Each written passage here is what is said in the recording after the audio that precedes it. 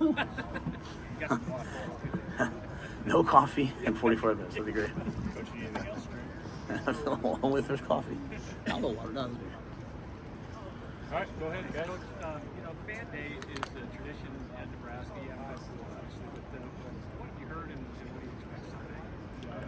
Yeah, the only thing about Fan Day that I'm upset about is that they have to do a lottery for the kids for me to sign it. I'd love to be able to do it for everybody. So what I'm excited is a chance for our players to interact with the fans, to recognize that everyone talks about what's your why. Everyone has their own personal ones. We want to have a team win, but we want to have a great experience for the fans. So excited to get it done. Matt, what have you seen from Jeff Sims just since he arrived in December and how he has grown as a leader? And has anything surprised you about it? Yeah, Jeff has a quiet way about him that I like. I think one of the things I've learned is let people be themselves. Just try to make them help them be the best version of themselves. So I want him to lead in a way that he feels comfortable with. And I see him exerting his presence more and more often.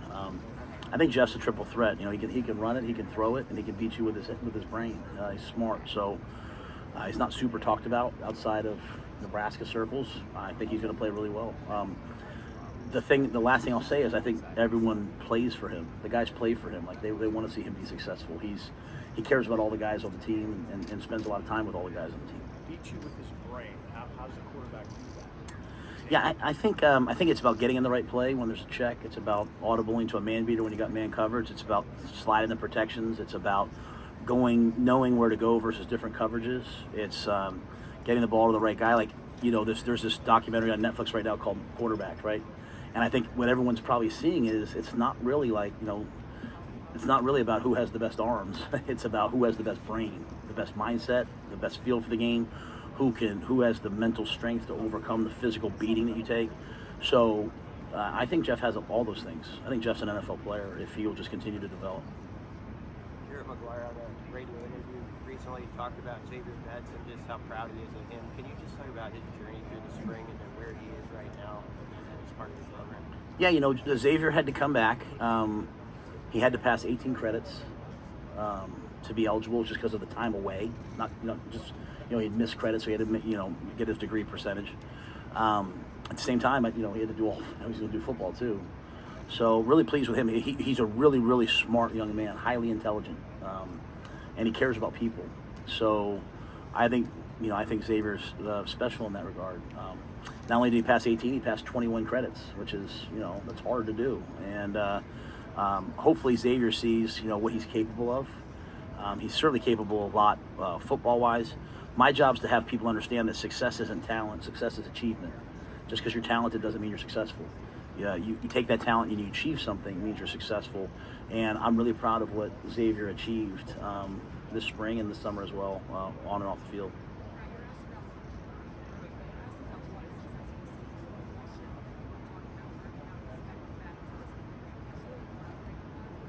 Yeah, we had a speaker come in last year, and Kevin Eastman. Kevin worked with the Celtics, and when they started talking about their team goals, the first year that they brought, the big three, Kevin Garnett. I'm not a basketball fan, so I'll probably say I don't want to make anyone mad, say the wrong names, but Kevin Garnett, came in and said hey, my goal for this year is to make everyone, appreciate and respect what the Celtic jersey means again. And so, for me, when I think about Nebraska, I just think about that helmet. It's just it's iconic to me. It's all across college football what that means.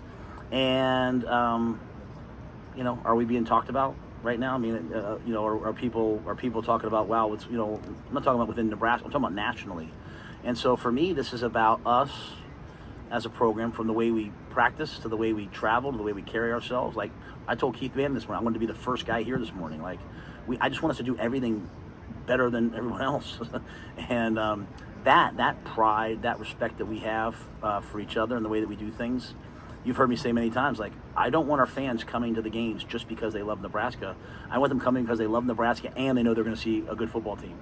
And so there's a lot on us that we have to do. And so if we're making progress towards that, then people will respect who we are. Our players will respect who we are. Our opponents will respect who we are. And that's the first step towards championship mindset. Matt, you've taken... There's a sense of wanting to be as good as possible as soon as possible. But you also have talked about being patient, not getting ahead of yourself. What are the things in the first year that you want to do urgent about, the things that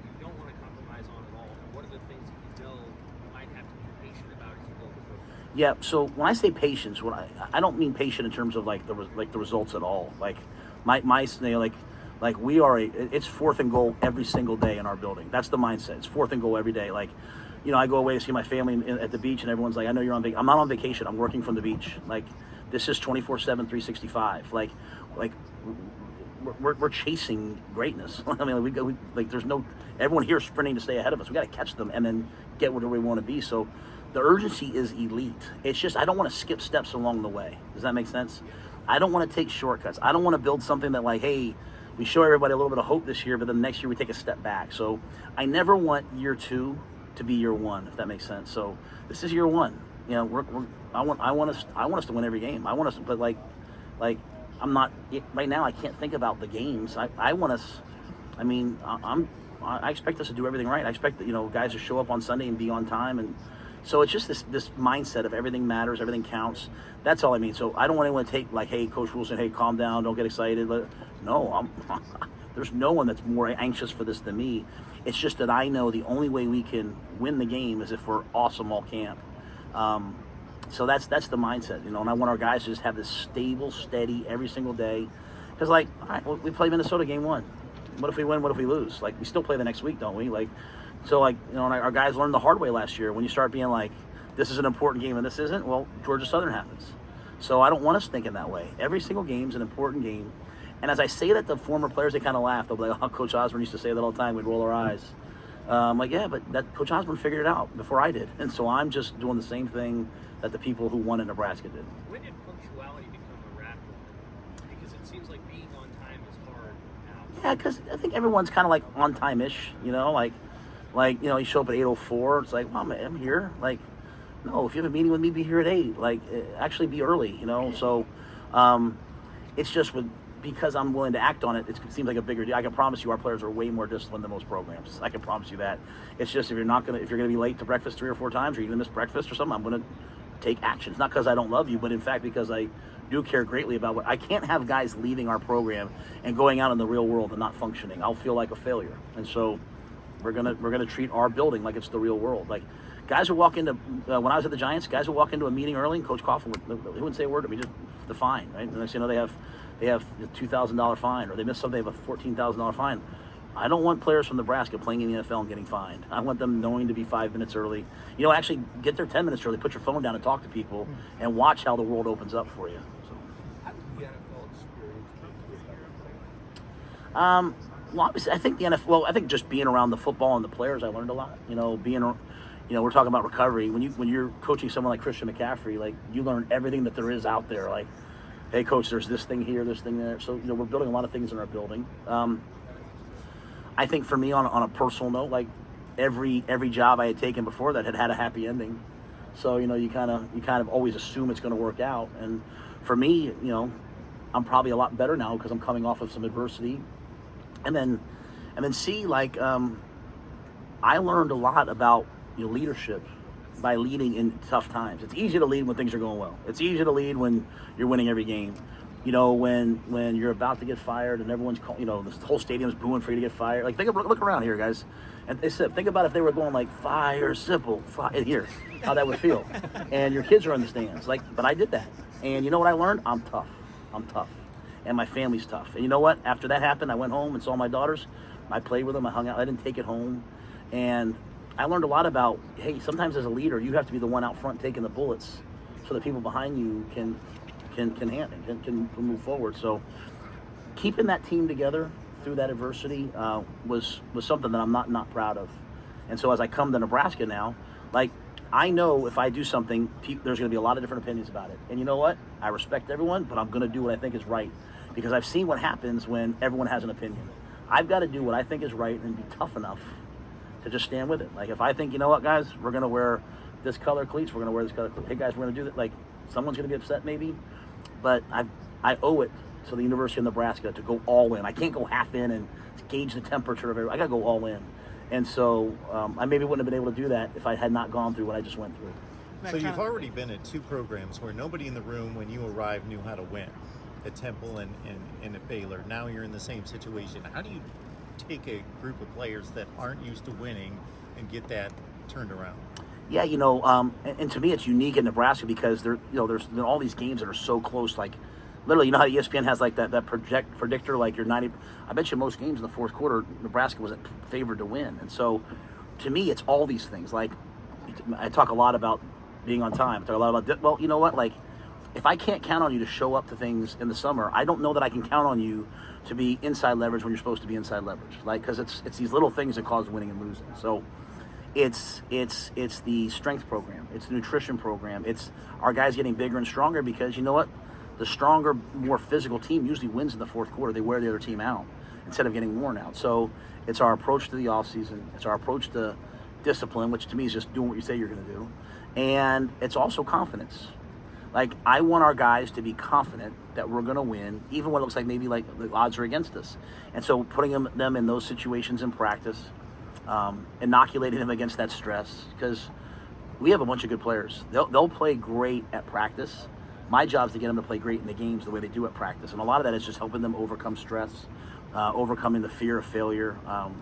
So we'll do everything from we'll read a book during preseason camp that talks about it, to guys do mindfulness, guys do yoga. We yell and scream at practice so they learn to just tune things out.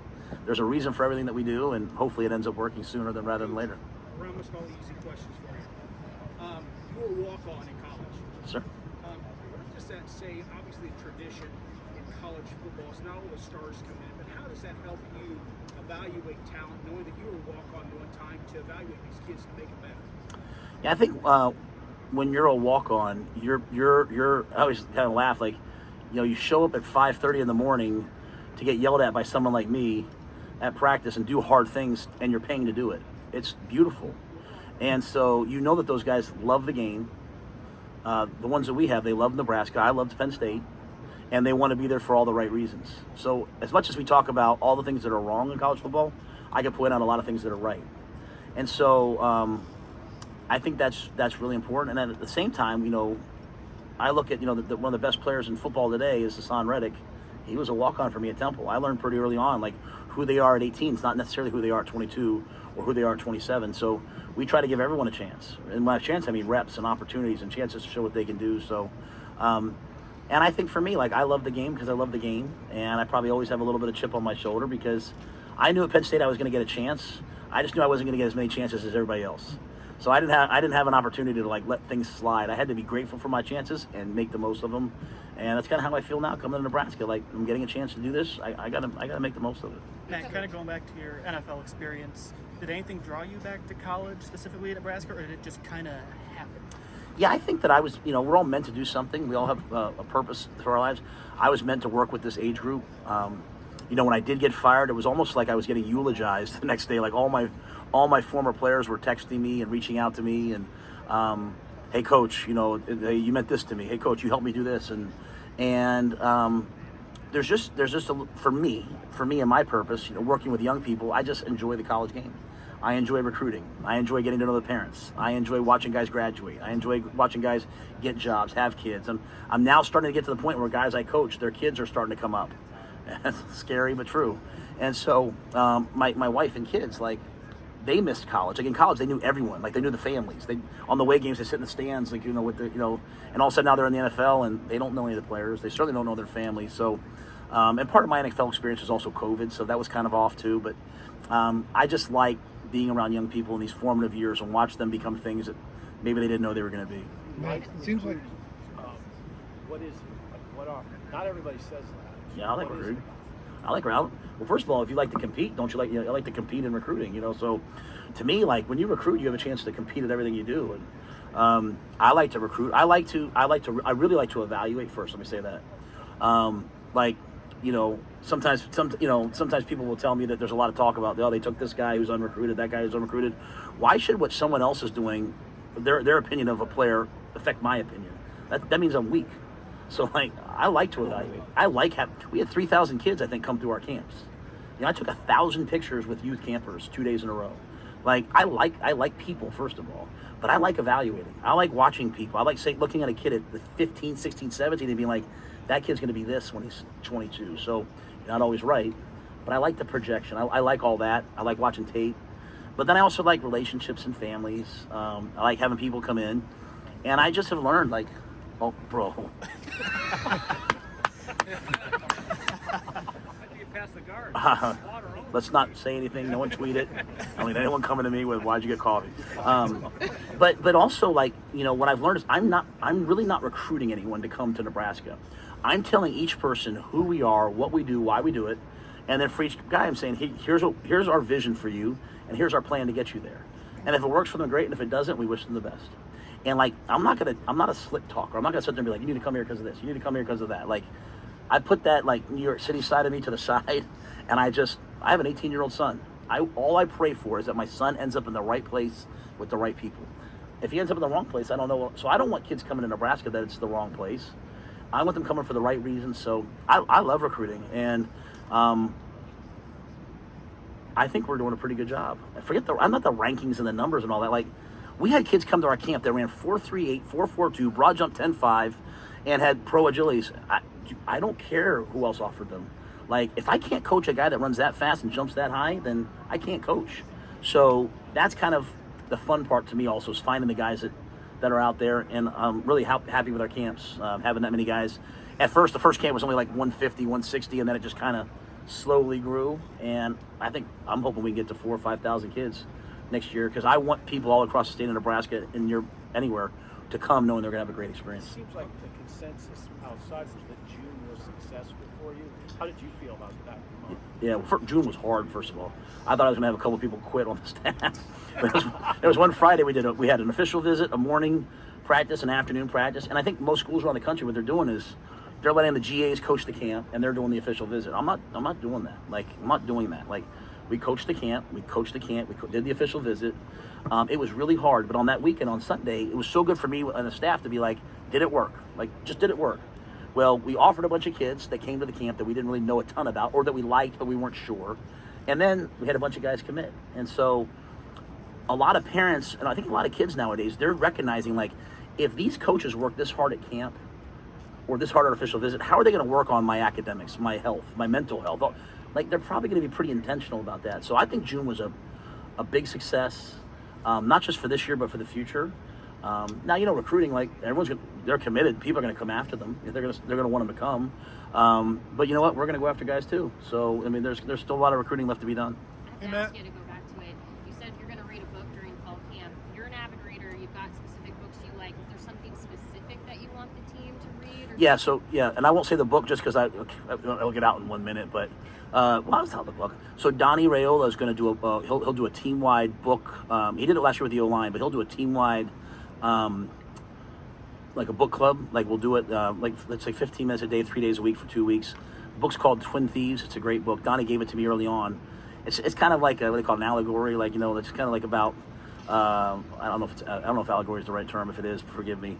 But it's basically about a coach working with a fictional team and helping the guys learn how to overcome doubt, fear of failure. So Donnie and I read all the same books. Like, people always ask, why did you hire him? When I walked in his office and I saw the books he had, I was like, man, me and this guy are definitely alike, because I only read a certain type of book for the most part, and we had all the same base ones. So, and it's cool for me. Like, he's going to do that part of it. You know, Dr. Haskell's going to do all the mindfulness and meditation. It's not just me in front of the team. It's Garrett and Terrence are going to do, you know, the quarterback show. They're going to pull out clips and show guys. So all of our coaches have a chance now to get in front of the team at some point. Is it possible Donovan planted those books to get a job? No. No, he if you know him, he's a psychopath in terms of that stuff. He reads the same things. With recruiting, how do you think the TV deals being on NBC, CBS, Fox will impact Nebraska's recruiting down the It's road? phenomenal. It's phenomenal. To think that we'll be on Fox national TV the first 2 games of the year. You know, I was in New Jersey the last couple of weeks, right? Like, people see me, they'll say, Coach, Nebraska, you know, day after Thanksgiving, these iconic TV memories for people all across the country. To think that now that people are going to turn on NBC, they're going to turn on CBS, they're going to turn on Fox and see us playing on national TV. They're going to see the environment that's at. And I think another thing is the presentation. The game presentation is going to be elite. Like, you watch a game on NBC, like, they're going to show Nebraska. One of the biggest things for us is when you go outside the state, people don't really know what's in Lincoln. They don't know what's in Nebraska. They don't know what's at Memorial. I didn't know. I had to come out and see it. And so I know the teams that are at NBC, CBS, and Fox, they're going to present that in a way that helps us in recruiting at a high level. Coach, you mentioned on the stage and just now about those iconic Colorado Nebraska games growing up and just how much of a must see for those. Just curious, now in this role, are you appreciating that rivalry even more? And then also, from afar, have you taken a look at kind of what Coach Sanders has going on and just any interactions with him over time? Yeah, I've never met Coach Sanders. I recruited a young man from Trinity Catholic, Quaylen Jones, to Baylor. That was his high school. But on the day that I went in, Coach wasn't in, so I dealt with his assistant head coach and just thanked them for letting us recruit him. I think Nebraska Colorado is good for football. I think as many of the old Big 8 games as we could play, the better. I think it's great when everyone could drive to all the games and see the games. What I don't want just football like in this part of the country, I want it east to west, north to south, because I think it's good for the game in the long run. So, in terms of what Colorado's doing, man, I'm so busy with myself. I don't know. My son's on social media, so he'll show me something every now and then. But I think it's awesome. Coach Sanders is making Colorado highly relevant, and we're trying to do the same thing. Coach, Iowa-Nebraska rivalry. I'm sure you're familiar. They don't like each other very much. What do you think about that? Just, being preserved, and you guys are going to play each other once a year for a long time. Yeah, it's unique for me because when I was in the Big Ten at Penn State, Nebraska wasn't. And so we played Iowa. We had a chance. I thought we were going to go to the national championship in, I think it was 95 into 96 or 96. I can't remember the year. And Tim Dwight took a punt and returned back for a touchdown against us, and it kind of ruined the year for us. Ruined going to the national championship. We still went like 10-2, I think, but going to the national championship game. So the Iowa-Nebraska rivalry is kind of new to me, right? Like in terms of seeing it.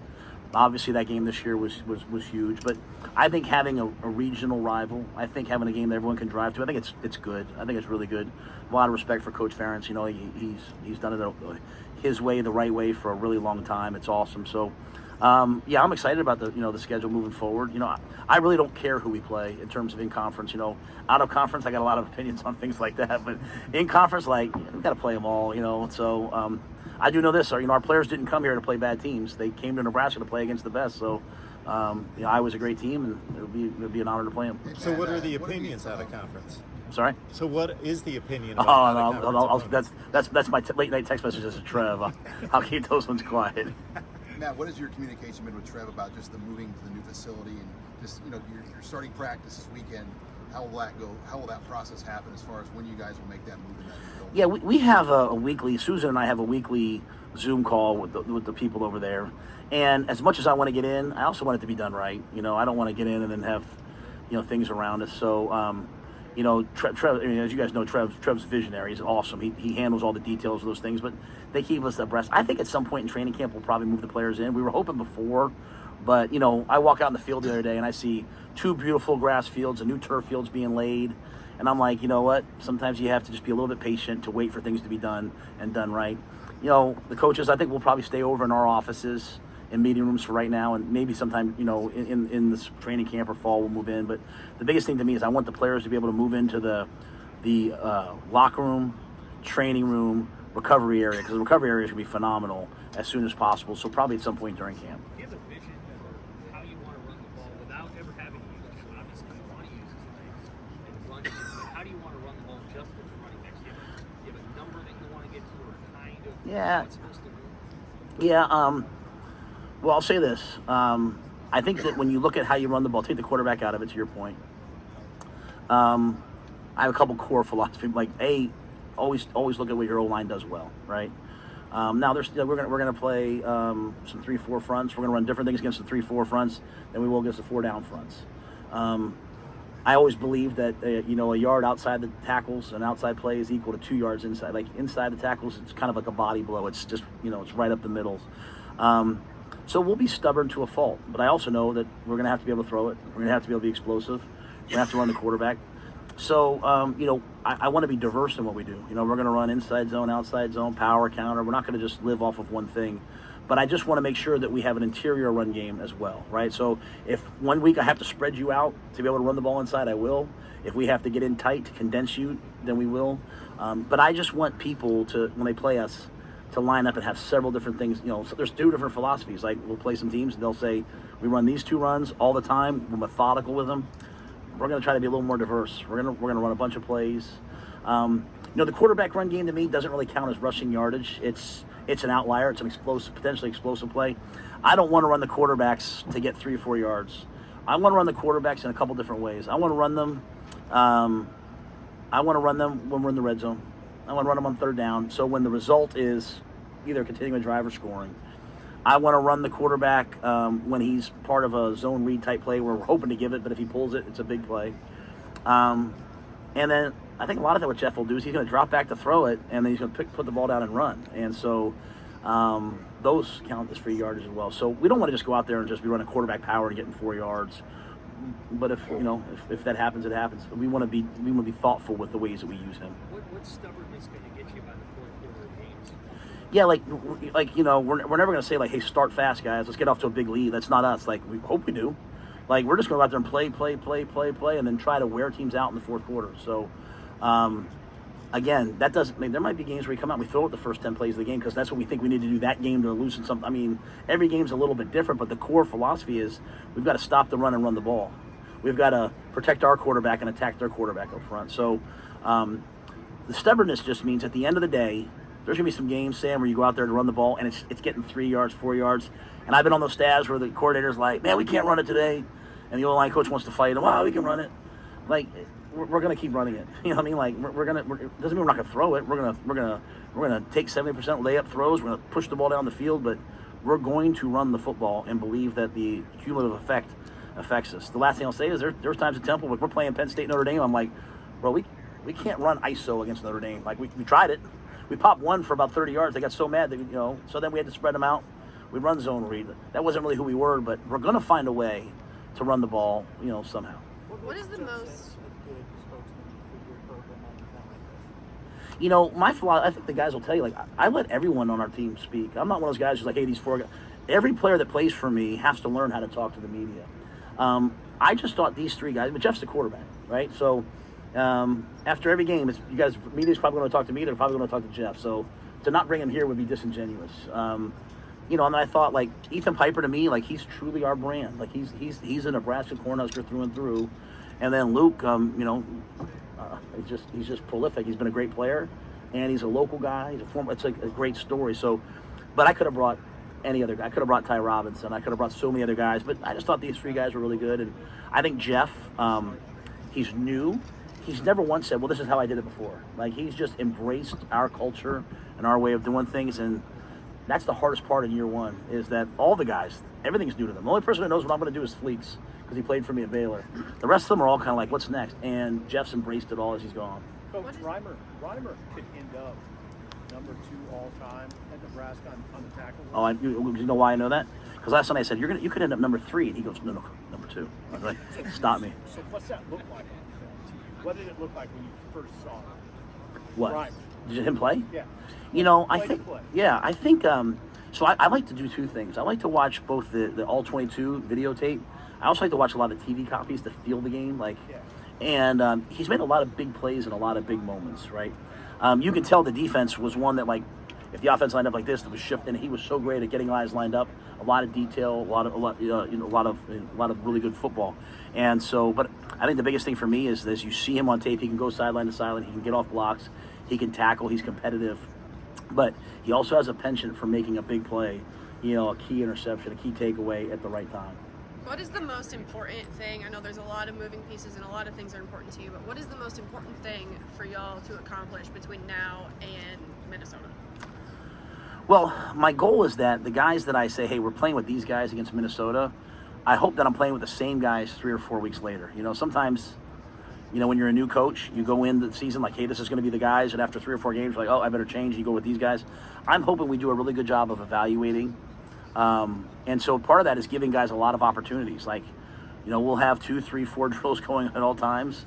We'll scrimmage, we'll play, we'll see. They've cut the rules way back to, you can only be in 8 pads before the first game now in college football. Like, that's like, I read that, I thought it was a typo. I couldn't believe it. Like, 8 times, like, to get ready for a game, but the rules are the rules. I'm going to live with them. So, but I have to find ways to just constantly see, like, who can I count on, who's competitive, because I think finding the right guys in the right roles, a lot of guys can be really successful if they're just in the right roles. So getting them in the right roles is hard. You know, you don't want to do it too soon because you jump the gun, and you don't want to do it too late because, you know, you play a game and you have the wrong guys playing. When you talk about Nebraska being feared, I mean, how do you convey that message to 18 to 22-year-olds that simply aren't old enough to remember those 94, 95, 97 teams?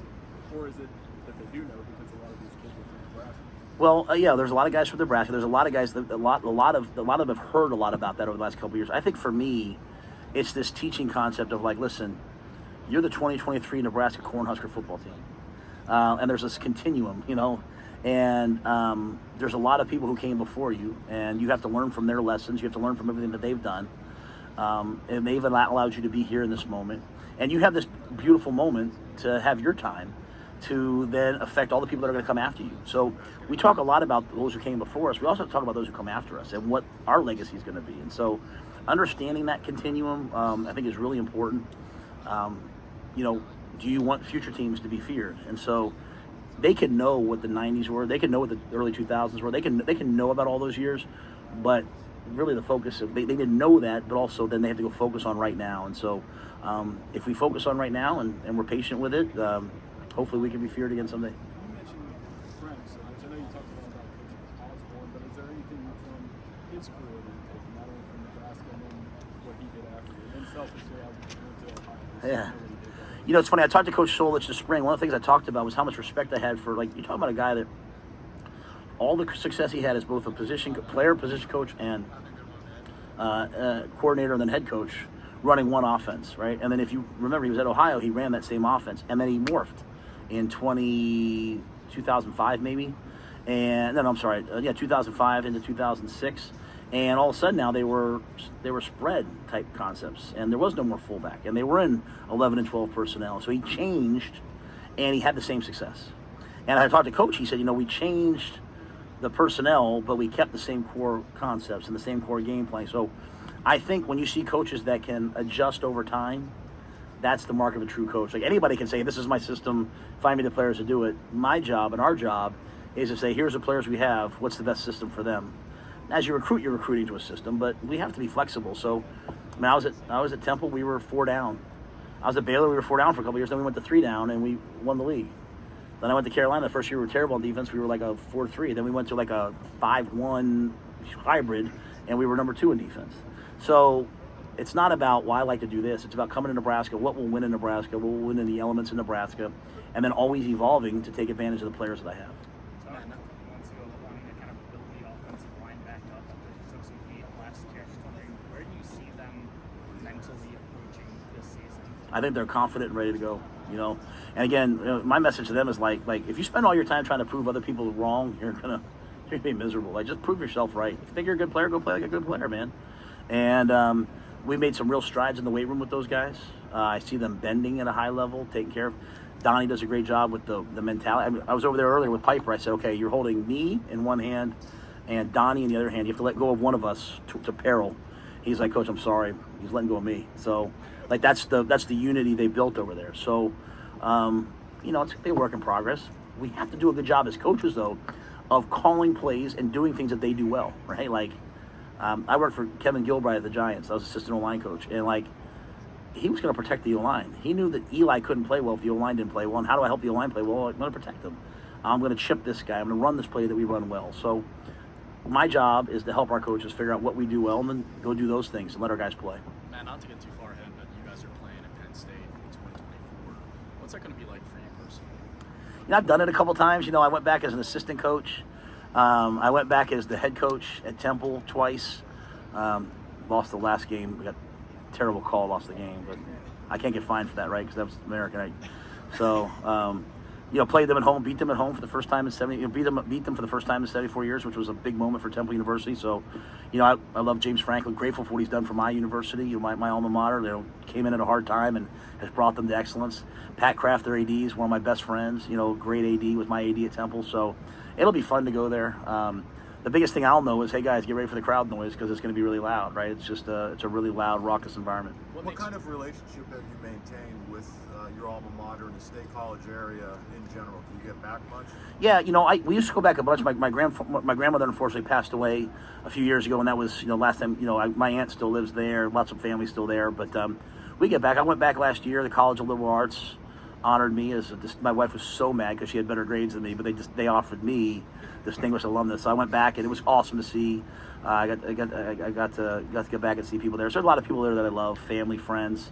Love the Paterno family.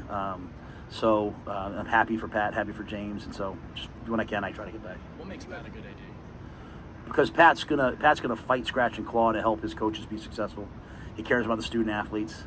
He's not afraid of anything. He's gonna go fight for what he wants, and he's a really good person. Matt, are there other guys in this league? You mentioned Franklin. You know him personally, or are there other guys in this league on a coaching level that you have previous connections with or bonds with? Yeah, I was really close. I am really close with Pat Fitzgerald. And, obviously he's no longer there, but the day I got fired at Carolina, Pat was one of the first guys that reached out to me.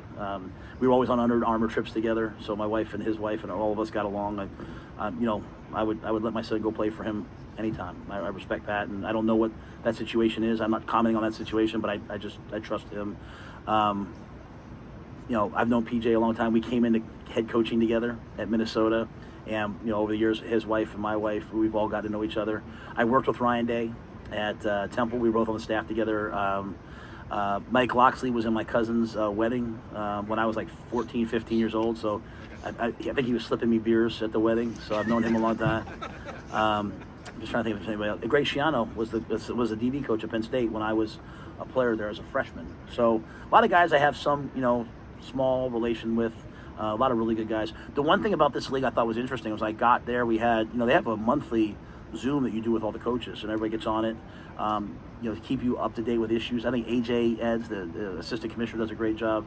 But there's like a coaches group chat. I'd never been a part of that before. So guys are working together to help solve and fix issues in college football. Does that help you? I mean, not that it's going to help you strategically, but does it help you feel at home in a situation like this where you're representing Nebraska on the stage and you know those personalities? It's good to see them when we go to we went to the Big Ten meetings. I don't know anybody. It's good to see people I know, but I know they're trying to tear my throat out. They want to beat me bad too. So, but I like those guys. I respect those guys. Coming here, to me, it's all about first the players, right? I want our guys to have a great experience. We went to dinner last night, hung out last night. And I come here confident, man. I'm confident, about our team and the way we're headed and the direction we're heading. I don't have a timetable, but I feel confident that, from what I've seen so far, I know I made the right decision in coming to Nebraska. Trev said that one of the things he talked to you about when you guys were getting to know each other is maybe you don't understand, until you experience wearing that, what Bell is like, you don't understand how people around Nebraska feel about it. How much have you learned about that in 8 months? Yeah, I think I'd say it's twofold. As I've gone across the state or I've listened to people speak, you recognize pretty quickly how much Nebraska means to not just people or fans, but to families, right?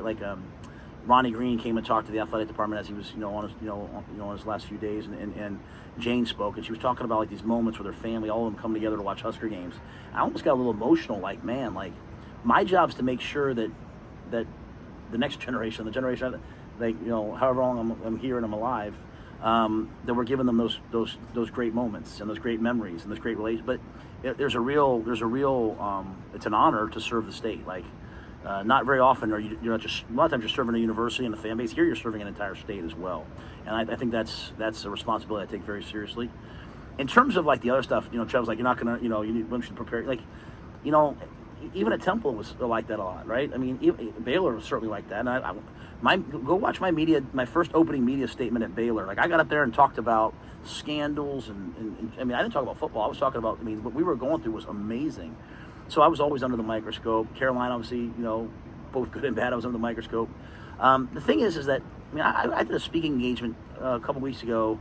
I went up and spoke in Takema, and there was a 98-year-old woman that waited in line to talk to me. You know how humbling that is? I don't take myself very seriously at all. I'm this woman, I should be walking over to her and getting her lunch and being man, but she waited and she took out her flip phone and we took a picture together, and it was awesome. And I'm man, you have a real responsibility to do things the right way. And so, I don't mind people want to stop and say hi to me. Kids want to get a picture. Great. Let's do it, man. How do you view Pennsylvania and the state factoring into your recruiting? Yeah, when I looked at Nebraska, all those years of them going to South Jersey, maybe even to Pennsylvania a little bit, and have obviously so many relationships there that, sometimes there's those kids that, they're there and they fit us. We went and got Vincent Carroll Jackson this year from Harrisburg. When I was a position coach at Temple, I was recruiting Harrisburg for year after year after year, so a lot of connections there. We went into Philly. We took Ramir Stewart from Imhotep. I've been to Imhotep more times than I can count, and I love the school. And then I went over to Palmyra in South Jersey and took Quentin Ives. So I think not just myself, but a lot of our guys on our staff are from Pennsylvania. They're from Jersey. We have a lot of connections there. There's a lot of players there, and there's a lot of really good players there. And so if they're interested in going far away, it's a good fit for us. And Coach, you obviously are very much at home in front of the microphone. I'm nervous as could be when I'm in front of a microphone. Let me make that very clear. The whole time I'm like, don't say the wrong thing, don't say a cuss word, don't say trust me. And I was going to say, and you don't even go with the straight speech. You went straight for questions today, and you say you're nervous, but have you always been good in front of the mic? Have you always been a natural public speaker? Is it something you made a point to work at over the years? I don't know that I work at it. I mean, I don't think I'd say I worked at it per se. Like, my dad was a preacher, right? My dad was a minister, so I listened to my dad. He did more of his work as a youth minister, but I would listen to my dad. My dad married Julie and I, and so I mean that's way more pressure than this. So, but I just think when I get up, I always say to myself, like, hey, like, what are the 2 or 3 things you're trying to get across? I maybe rehearse it in my head, and then I say, hey, what? And then I try to speak from the heart, right? I'd much rather hear someone speak from the heart, even if I disagree with them, than hear someone give me something scripted. So, I don't have a PR firm that says, hey, here's your key points. Like, I say to myself, what do you want to say? And I say it, and if it resonates, great. And if it doesn't, then I'm apologetic. And what's it been like trying to wrap your head around NIL? And then when you say college football, is cheating more prevalent than it was before? I don't know about cheating more prevalent. I mean, the cool thing about being the head coach at Temple was all the big recruits there would always, they weren't coming to Temple, but they would always kind of come talk to us. And so I saw everything that was happening. I mean, I've known everything that's been happening for a lot of years. And it's not everybody, it's a couple of places, but it's pretty prevalent. It's pretty, it's funny, if you look at I'm very careful how far I go here, but if you look at the Tennessee case, you look at the numbers that, Coach Pruitt got, 2,500 here, 6,000 there, that's nothing in the NIL era now. So it's been a jump. When I was coming back to college football, I was nervous about how am I going to handle NIL, but as I talked to people that are in those spaces in college football, they were all trying to figure it out. So I was like, well, I guess I'll try to figure it out myself. So, no matter what rules we have, there's always going to be someone that's trying to find an edge and is going to break the rule. To me, college football spent a lot of time focusing on things maybe that didn't matter, like whether a bagel was a meal or not, and we should have been focusing on things like this. So maybe now we will. I'm kind of at the point where if I think something, I'm going to say it. I'm not complaining about NIL at all. I never have. I'm not complaining about the portal. I never have. I just don't like tampering and poaching kids from other teams' rosters. It's not in the kid's best interest. If a kid wants to leave, he should leave. But it's just not inducing people to leave and come be your backup. It's not a good way to do things, and we certainly won't be involved in that. Out of time for 2 more, guys. How important is it to endorse NIL collective for Nebraska to have a successful NIL program? I don't know that. Yeah, Trev does all those things. Like, the good thing about having a great AD is he handles all that. I'm very grateful to 1890. They've been an amazing job for us. The Pete family, been awesome. Matt Davison's been awesome, doing a great job for our student athletes, helping them get opportunities. But endorsing this, all that, like, I got to worry about picking up 3rd downs and picking up 1st downs. You had a few, Coach. Key guys going to be adding in the spring. Are those guys all going to be ready to go Monday? Or In terms of Prohaska. Yeah, Prohaska will be there. What's Buford's situation, I guess? Yeah, Buford won't be ready to go to start training camp. We're going to be really smart with him. Take some time. We hope that he'll be back, but we're going to be really methodical in the way that he goes. Hey, what about Ari Gilbert? Nothing yet. Yeah, nothing yet. Yeah, it's an ongoing process. We practice. Oh yeah, yep. He's kind of the wait each day. Yeah, I mean, when we took Ari, we said, like, listen, we're here to help you. This is a long-term play for you. Like, if you're eligible, great. If you're not eligible, then we'll help you. Play another year. Then if you want to play next year, great. If he goes to the NFL, great. Like, I just want to help the kid. I mean, I'll say this, he should be able to play. In my opinion, Eric Gilbert should be able to play, but it's not my decision. I hope he can play, but if he can't play, we're going to stand by him. I mean, if you just take that approach with a lot of guys, good things will happen. Have you been given a timeline at all on that, or are you just waiting? No, Jamie's handling it. It's kind of going back and forth. It's not like it's not happening. Like things are going, they're constantly working with each other. So when it all comes to fruition, I don't know. But again, I do believe he should be allowed to play, and I'm hopeful he can play. All good? That was 45 minutes? Yeah. Was that the best 45 minutes of your guys' day? That was fun. That actually was. Can you get your coffee? Oh, I can't take it. I'm not taking it anywhere. I don't know.